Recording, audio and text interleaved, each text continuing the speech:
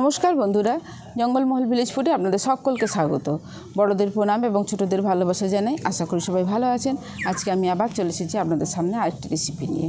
আজকে আমি আপনাদের সঙ্গে শেয়ার করব যে বাড়িতে বা গ্রাম্য পদ্ধতিতে কিভাবে ঘি তৈরি করা হয় সেই রেসিপি। তো প্লিজ আপনারা প্রথম থেকে শেষ পর্যন্ত ভিডিওটা দেখুন।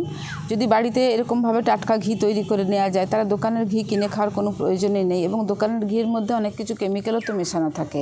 তো দেখুন, আমি এখানে নিয়ে নিয়েছি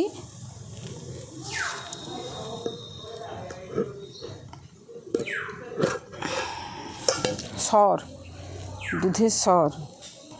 এই সরটাকে দেখুন অনেক দিন ধরে সরটা তুলে তুলে আমি এই টিফিন কৌটোর মধ্যে রেখে দিয়েছিলাম। এই দেখুন, এই দুধের সর দিয়ে আমি আজকে ঘি তৈরি করব। সেই ঘিয়ের রেসিপি আপনাদের সঙ্গে শেয়ার করব। প্রথমে এই দুধটাকে ফুটিয়ে নেবেন। দুধটাকে ফোটানোর পর ঠান্ডা করলে দুধের ওপরের মধ্যে যে সরটা পড়ে থাকে সেই সরটাকে তুলে তুলে এইভাবে একটা টিফিন বাটির মধ্যে ফ্রিজে রেখে দেবেন। তো দেখুন, এই সরটাকে আমি প্রথমে এই থালার মধ্যে ঢেলে নিচ্ছি। অনেকটা সর। দেখুন, আমাদের তো বাড়িতে গাই নেই, আগে ছিল, এখন তো আর নেই। তো সেই কেনা দুধের মধ্যেই এই কেনা দুধটাকেই মানে ফুটিয়ে ফুটিয়ে সরটা তুলে রেখে এইরকমভাবে ঘি তৈরি করি আমরা। কিন্তু বাড়ির তৈরি ঘিয়েই আমাদের ব্যবহার করা হয়, আর এমনি দোকানের কেনা ঘিটা কিন্তু ব্যবহার করা হয় না। তার জন্য এইভাবে সর তুলে আমরা ঘিটা তৈরি করি। দেখুন, এই সরটাকে আমি নিয়ে নিয়েছি থালার মধ্যে। এবার খুব ভালো করে এইভাবে হাত দিয়ে এটাকে মেখে নিতে হবে।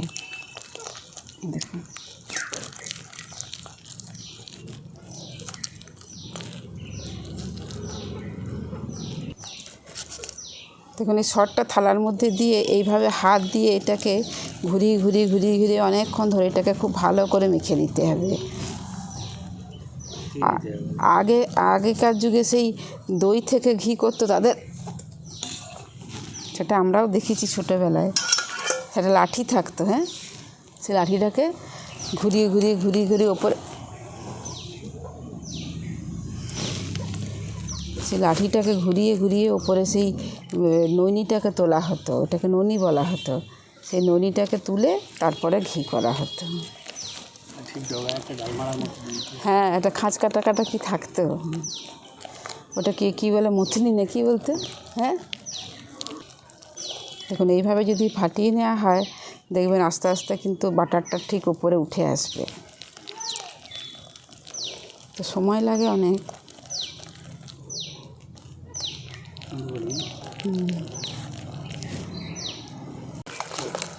দেখুন, এই থালাটা করে ফাটাতে অসুবিধা হচ্ছিলো, তার থালাটা ছোটো আর সরটা তো অনেকটা আছে। এরপর আমি এই গামলাটার মধ্যে তুলে নিয়েছি। আর অনেকক্ষণ ফাটাতে হয় বলে না, এই হ্যান্ড হুইস্কার নিয়েছি, এর মধ্যে আমি দেখুন এইভাবে ফাটিয়ে নিচ্ছি। এরপর দেখুন কিছুক্ষণ ফাটিয়ে নেওয়ার পর দেখুন কালার কীরকম হয়েছে, চেঞ্জটা দেখুন কীরকম হয়ে গেছে। এই দেখুন, একটা সেই ছানা কাটা দুধটা আলাদা এরকম হয়ে গেছে। এরপর আর বেশিক্ষণ সময় লাগবে না, আর একটুখানি ফাটিয়ে নিলেই আমাদের তৈরি হয়ে যাবে।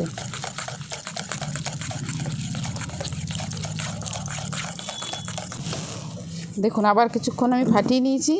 এরপর আমি এর মধ্যে দিয়ে দিচ্ছি জল।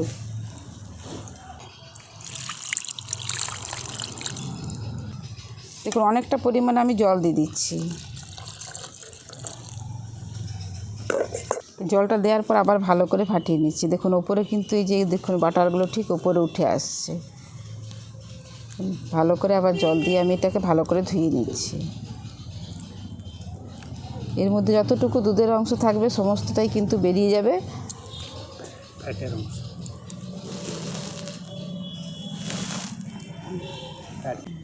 এই দেখুন, সমস্ত বাটারটা একদম এক জায়গায় হয়ে যাবে এসে। দেখছেন কত সুন্দর হয়ে গেল, দেখছেন খুব সহজেই। এই দেখুন সমস্ত বাটারটাকে আমি প্রায় এক জায়গা করে নিয়েছি। এরপর এইভাবে তুলে এতে যতটা মানে জলের অংশ আছে সেটাকে সব দেখুন এইখান থেকে এইভাবে বাটারের অংশটাকে নিয়ে আমি এই পাত্রটা তো জল নিয়ে নিয়েছি, এর জলের মধ্যে দিয়ে দিচ্ছি। কতটা হয়েছে, হ্যাঁ,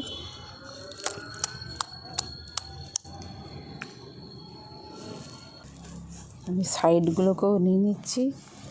এইভাবে সমস্ত বাটারটা এর মধ্যে নিয়ে নিচ্ছি। এটাকে ননি বলে, তাই না? আবার একবার আমি এই বাটারটা ভালো করে আবার এই জলের সাথে ধুয়ে নিচ্ছি।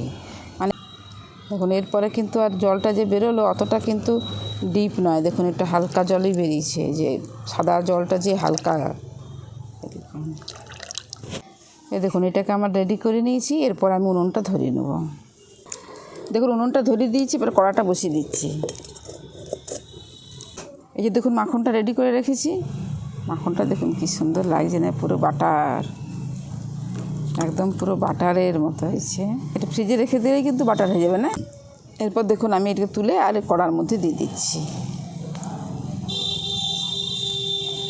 বাটারটা যেমন তাপ পেলে দেখুন গলে যায়, ঠিক দেখুন এই দেখুন গলতে শুরু করে দিয়েছে।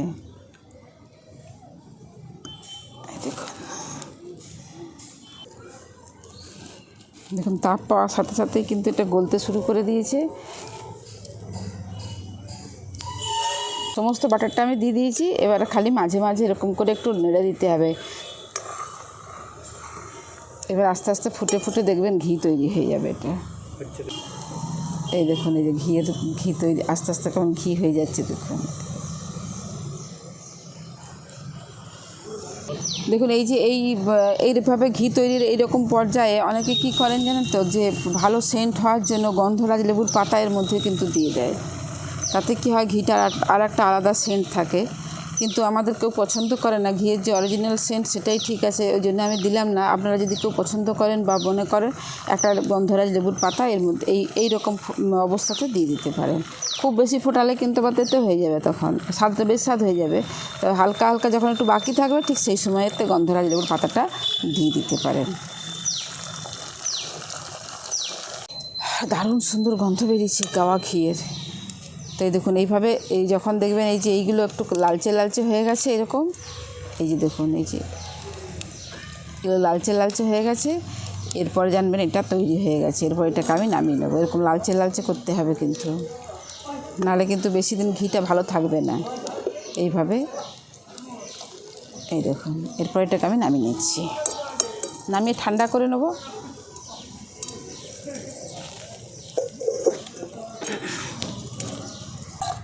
দেখুন ঘিটা একটু ঠান্ডা হয়ে গেছে। তো খুব ঠান্ডা করলে শীতকালে হলে কিন্তু আবার জমে যাবে। তো এখন গরমকাল, তো এখন তো কোনো অসুবিধা নেই। দেখুন ঘিটা ঠান্ডা হয়ে গেছে অনেকটাই।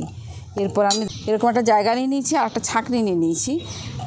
এরপর আমি ঘিটাকে ছেঁকে নেব।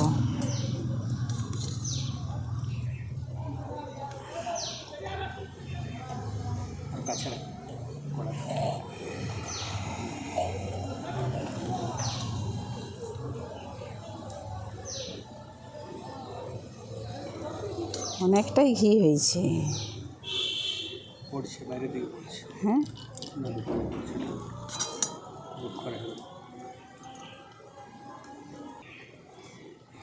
আমি এরকম স্টিলের ছাঁকনি ব্যবহার করেছি।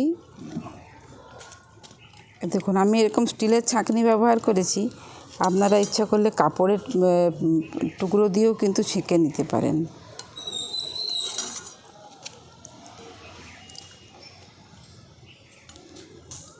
কত সুন্দর হয়েছে ঘিটা, আর কি সুন্দর একটা ফ্লেভার ঘিয়ের। না কেন হয়ে যাবে।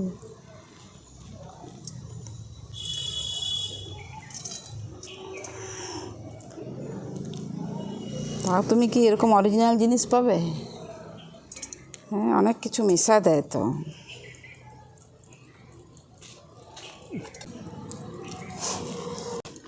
এই দেখুন তৈরি হয়ে গেল বাড়ির তৈরি একদম খাঁটি গাওয়া ঘি। আর ঘিটার বেশ কি সুন্দর একটা গন্ধ, দারুণ সুন্দর গন্ধ, কিন্তু দেখতে কত সুন্দর লাগছে দেখুন। হ্যাঁ, দোকানে কিনতে গেলে কিন্তু এরকম ঘি পাওয়া যাবে না।